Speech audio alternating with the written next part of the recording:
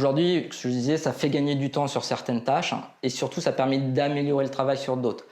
Par exemple, moi, j'ai découvert ou j'ai redécouvert l'approche qui est l'arbre de pensée, que j'utilise énormément avec l'IA, ce qui me permet de balayer beaucoup plus en largeur les différentes solutions à un problème, c'est ce que je vais appeler la largeur des solutions. Évidemment, quand vous avez un peu d'expérience, vous n'avez pas le temps, donc quand vous avez un problème, la première chose que vous faites souvent, c'est d'aller vers la solution que vous connaissez et de l'appliquer. L'arbre de pensée, c'est de partir du principe de je ne sais pas. Je ne sais pas au départ et je vais regarder toutes les solutions possibles pour résoudre ma problématique. Et après, sur chacune de ces solutions, je vais rentrer en profondeur de chaque solution pour voir si elles sont réalisables, les gains que je peux avoir. Et à la fin, je sélectionne les solutions que je veux. Peut-être je peux même en fusionner certaines.